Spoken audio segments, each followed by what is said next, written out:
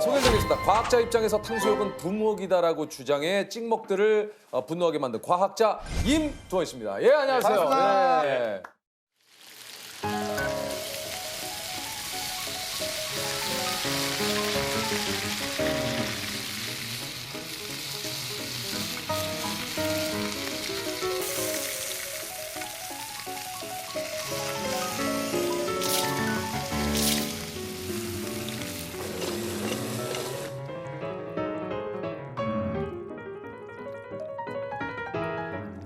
잠깐만요. 지금 뭐 하시는 거예요? 소스는 찍어 먹어야죠. 부어 먹어야죠. 그래야 탕수육에 소스가 배어들어서 부드러워지죠. 아, 참. 부드럽게 먹을 거면 고기를 왜 튀겼겠어요? 튀김이 눅눅해지는 건 튀긴 음식에 대한 모독이라고요.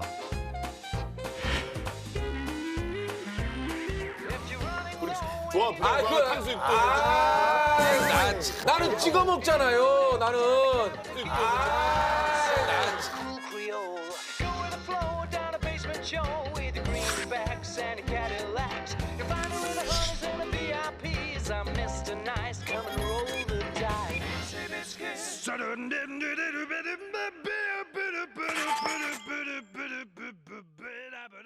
일단 던지는 화두 자체가 저희들의 시선을 확 끄네요. 이제 썸네일이 좋죠. 다른 것보다 탕수육은 탕수육은 부먹이 부먹이다. 맞다. 맞다. 예, 맞습니다.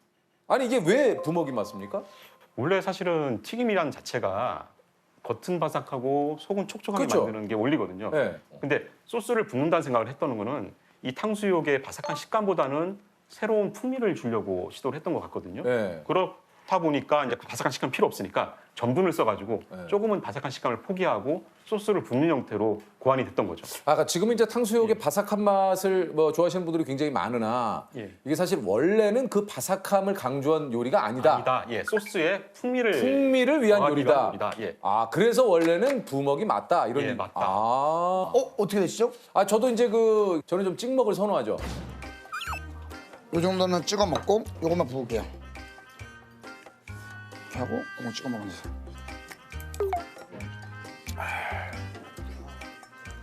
네. 부먹이 과학적으로 맞아요. 맞긴 맞는데 네. 찍먹은 사실 새로운 시도를 하시는 거거든요. 아 그래요? 부어 먹어야 될 음식을 찍어 먹는다는 새로운 시도를 하는 자체가 야 이거 봐. 예. 벌써부터 그 던지는 화두가 상당히 저는 아니 뭐 오늘 창의적이기도 하고요. 아 그래요? 예, 요리를 앞으로 발전시키는 데 있어서 이런 분들이 있어야 된다라고 아니 근데 생각을 합니다. 예. 아니 그러니까 기본 전제가 일단은 그 부먹은 탕수육은 맞습니다. 예, 부먹이 맞습니다. 맞다라고 예, 좀 얘기를 하시는 예, 거예요. 예. 계속 부먹을 줘. 이거 제가 다시 얘기가 이렇게 해도 저렇게 해도 탕수육은 부먹이다가 계속 기승결 무조건 부먹. 예. 탕수육의 이제 처음 탄생 자체가 부어 먹기 위해서 나온 부어 음식이다. 먹기 이거. 위해서 나온 음식이고요. 아니 근데 저는 그러면 그렇다면 부을 거면 차라리 처음부터 같이 볶아서 이렇게 다 버무리면 되지 않습니까?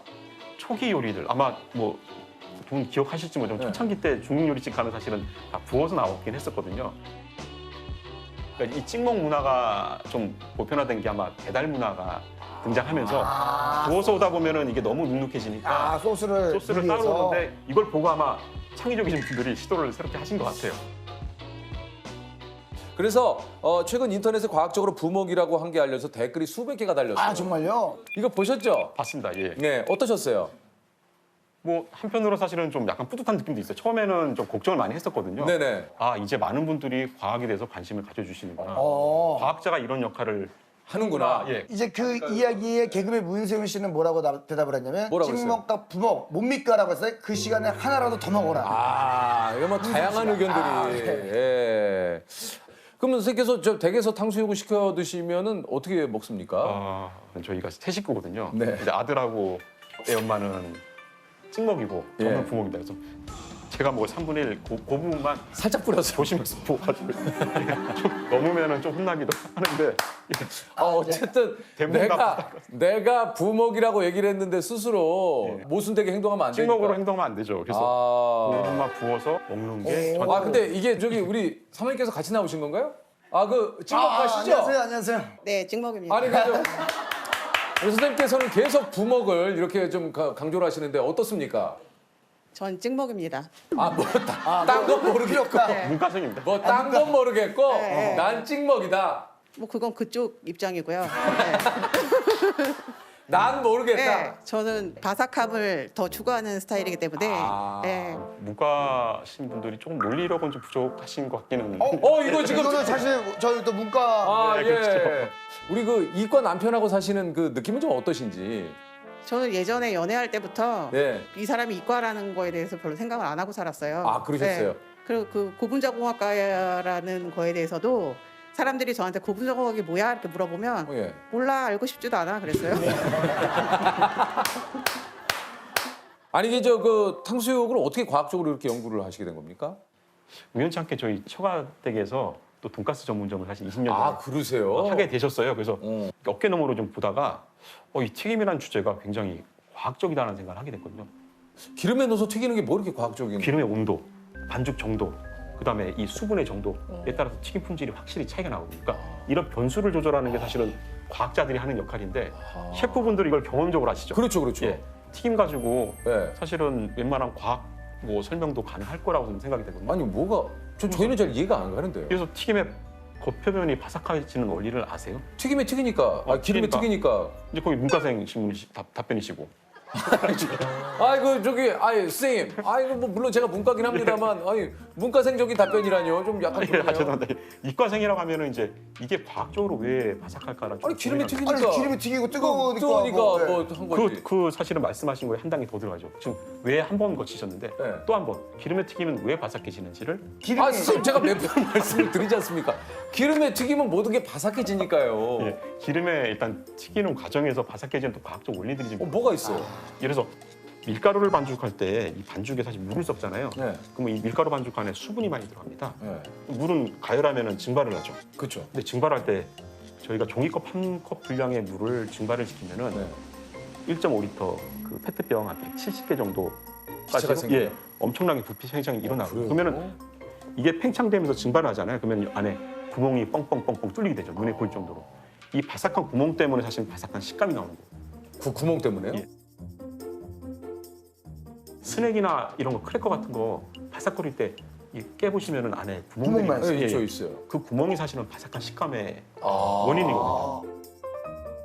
그러니까 여기 보면 이제 수분의 증발, 부피 팽창이라는 약간 과학 원리들을 이해를 해야지 사실 알 수 있어요. 아니 우리 과학적으로 튀김을 맛있게 튀기는 법이 있다고 그래요? 가장 좀 놓치기 쉬운 게 사실은 기름의 온도거든요. 네. 과학적으로 170도로 쓰는 이유가 있거든요. 170도에서 가장 맛있는 그 바삭거림, 아 그게 튀김의 170도입니까? 풍미, 그러니까 이런 것들이 만들어져야 되는데 기름의 특징이 잘 가열되기도 하지만 잘 식기도 하거든요. 그러면 이제 저희가 튀김 재료를 넣었을 때 기름 온도가 내려가겠죠. 이게 온도가 조금이라도 예를 들어서 10도라든지 뭐 15도 정도 내려가게 되면은 이 반응들이 일어나지 않기 때문에 튀김 전문점에서는 중요하게 여기는 게 튀김을 너무 많이 넣지 않도록 너무 재료를 많이 많이 택하다 넣으면 보면 온도가 확 온도 떨어지- 내려가서 품질이 떨어지거든요. 그래서 한꺼번에 안 넣는구나. 그러니까 나눠서 넣더라고요. 또 고기를 구울 때 전문적 하신 분들은 약간 뭐 키친타올 같은 거 가지고 그래서 닦는구나. 예, 왜냐면 화학 반응이 일어나려면 이 물질들이 농축이 돼야 되는데 물이 많으면 이게 화학 반응이 일어나요? 화학 반응이 좀 어렵나요? 불로 그냥 구우면 되는 건데 무슨 화학 반응이? 마이야르 반응이라는 불로 반응이 바이아르 반응이요? 마이야르 반응. 바이아르 반응은 또 뭐예요? 마이야르. 마이야르? 바야흐로 2020년 뭐 아까 말씀드린 어우, 향수분이 약간 만들어진 여기가 머리 아프다. 혹시 저기 마이야르 반응 알고 계셨습니까? 아니요 모릅니다.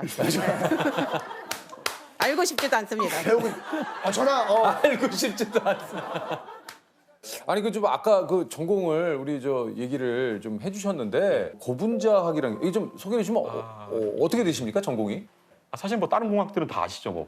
뭐 생명공학, 뭐 알죠, 알죠, 건축공학, 기계공학 예. 이름만 들어도 아시는데 고분자공학은 고분자공학? 고분자가 뭐야? 그런 얘기 하시잖아요. 사실은 이제 분자를 먼저 아셔야 되는데 물질을 이루는 가장 기본 단위가 되는 거고요. 그래서 물 같으면 H2O 예. 그런 작은 단위의 일종의 뭐 입자가처럼 생각하시면 될 것 같아요. 네네네. 이 분자들을 화학적으로 반응을 시켜서 쭉 커다란 분자 형태를 만드는 걸 저희가 고분자라고 그러거든요. 좀 큰 형태의 분자라고 생각하시면 되는데 일상생활에서 접할 수 있는 고분자라고 하면은 뭐가 있을까요? 플라스틱.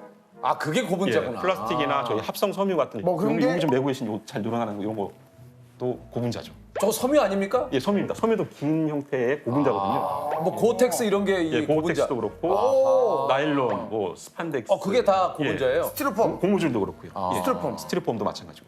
현대 문명에서 많이 만드는 물질들은 예. 대부분 다 고분자 물질이라고 이해를 하시면 될 것 같습니다. 되죠. 아니 그 제가 궁금한 게 그 얘기 들어보니까 그 무슨 뭐 큰 거 그거 만들어가지고 뭐 이렇게 분자끼리인가 뭐 이렇게 부딪히게 만들어가지고 저 입자가속기 말씀. 그 뭡니까 입자가속기는? 그러니까 입자가속기가 저희가 그 입자를 예.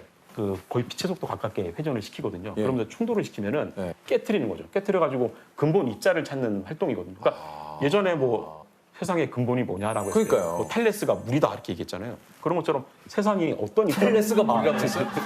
모르시나요? 모르시나요? 선생님이 처음으로 당하셨다. 모르시나 아직? 아리스토텔레스? 탈레스. 탈레스? 그건 텔레스. 아, 텔레스. 아리스토텔레스. 아니 선생님도 누군지 잘 모르는데 탈레스는 제가 아 그렇죠. 너무 오래된 분이니까 모르셔도 괜찮습니다. 그 밀입자로 그렇게 해서 예, 뭘 그러니까 만든. 세상의 약간 근본 원리를 찾아가는 활동들이죠. 그러니까 뭔지 알겠다. 아 이제 해결이 됐네. 뭐가 해결이 됐어요? 아니 제가 저는 정말 섭섭하게 이해 못하셨잖아요. 근데 뭐가 해결이 됐어요? 했어요.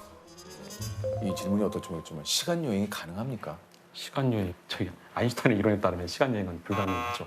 빛의 속도보다 빨리 갈 수가 없기 때문에 그 빛의 속도 이상으로 가면은 시간 여행이 가능한가요? 가능하겠죠. 근데 현재 우주에서는 그 과학 공식에 따르면 그 빛의 속도 이상으로 여행했을 때는 우주 자체가 붕괴돼 버릴 수도 있거든요.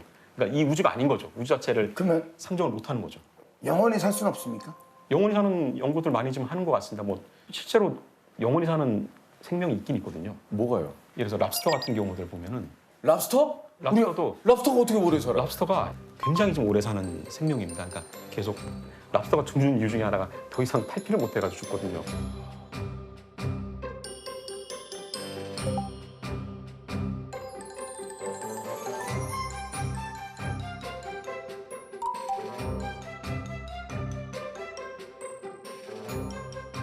그래서 탈피만 영원히 가능하면은 영원히 살 수 있는 동물로 저희는 이제 뭐 과학자들이 하는데 랍스터가? 이런 것들을 보면은 그 불멸의 삶에 관한 약간 그 생명학적인 약간 그런 것들 찾아낼 수는 있을 것 같긴 해요. 그런 걸 만약에 인간한테 적용을 하게 되면 불멸의 삶을 살 수도 있을 것 같다는 생각이 아 들긴 한데 불멸의 삶 이게 뭐 근데 영화 그게 속에서나 이게 좋지는 뭐 않겠죠. 그렇죠. 이게 예. 꼭 이게 참 아니 근데 불멸의 삶은 사실 저는 저주라고 생각을 하거든요. 왜요? 그 사실 어릴 때 생각해 보시면은 어릴 때는 되게 호기심이 많잖아요. 사소한 것 하나 들고 주변에 이런 것들도 너무 재밌어가지고 까르르 네. 하면서 재밌는 경험을 하다 보니까 시간이 굉장히 길게 느껴지는데 나이가 좀 들수록 세상에 대한 경험이 좀 무뎌지니까 뭐 그냥 오늘 하루가 뭐 어제랑 똑같고 뭐 하루가 그냥 그렇고 이런 느낌 때문에 시간이 굉장히 짧게 간 느낌이 드는 거고 근데 만약에 5,000살까지 산다고 하면은 거의 뭐 무생물처럼 되지 않을까 생각하거든요. 아무런 뭐 홍실도 감흥이 없고, 감흥이 없고 그런 삶이 과연 굴러다니는 돌멩이랑 뭐가 다를까라는 생각을 하면은 적당한 수준에서 생을 마감해가지고 뭐 후손한테 기회를 주는 게 더 낫지는 않을까. 그 투명 인간도 뭐 그런 망토가 개발이 됐다 뭐 이런 것들도 아, 예, 투명 인간도 투명인간 망도 뭐 이렇게 저도 보긴 봤는데요. 가능해요? 예, 뭐 과학적으로 가능합니다. 뭐 카메라 센서 카메라를 이용해가지고 네. 뭐 뒤쪽에 있는 화면을 이 앞쪽에 투사를 시키는 거죠. 네. 그러니까 여기 스크린 같이 옷을 스크린처럼 만들어가지고 뒤에 있는 걸 찍어서 여기다 해주면은 제가 없는 것처럼 보이는 거죠.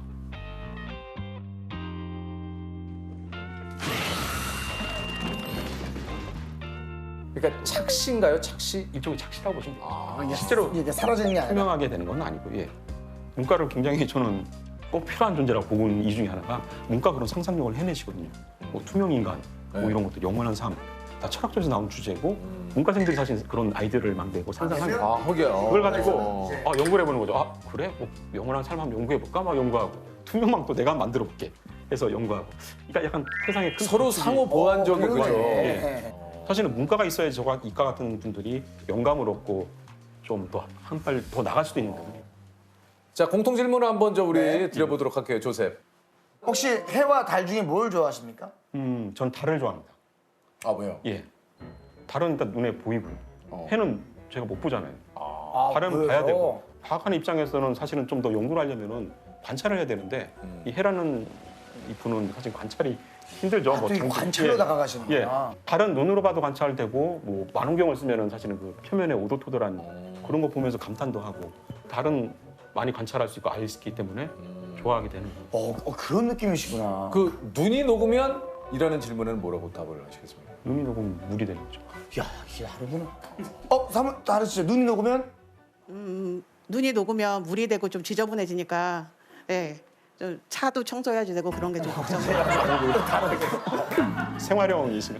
생활에 또. 국가 이과를 떠나서 그냥 생활에 있어서의 그 불편함. 네네네. 예. 역시. 아니 그 별이 반짝이는 이유에 대해서 좀 얘기를 하신다면요.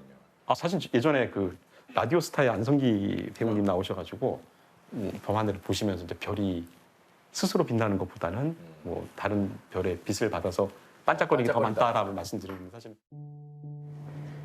고나 너 아냐? 별은 말이지 자기 혼자 빛나는 별은 거의 없어. 다 빛을 받아서 반사하는 거야. 그때 이과생들이 난리가 났어. 왜요? 저건 과학적 틀렸다. 왜요? 왜냐면은 별이란 그 용어 자체가 스스로 빛을 내는 것만 별이라고 하고 스스로 빛을 내지 않고 반사되는 건 행성이자 저희 같은 지구 같은 행성.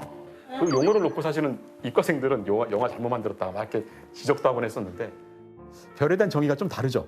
과학자들이 생각한 별은 너무 뜨거워가지고 생명도 살 수 없는 약간 그런 태양이고 우리 뭐 문과생 분들이나 예술하시는 분들 생각하는 낭만적이죠. 별은 뭔가 가면 어린 왕자 있을 것 같고 어린 왕자 거기 가면 죽을 겁니다. 뜨거워서. 그게 좀 차이가 좀 있는 것 같아요. 이제 확실히 문과와 또 이과가 좀 그러네요. 바라보는 시선이 좀 다르네요. 한 가지를 놓고 다른 시각으로 볼 수 있다는 게 참 신기한 것 같아요. 예.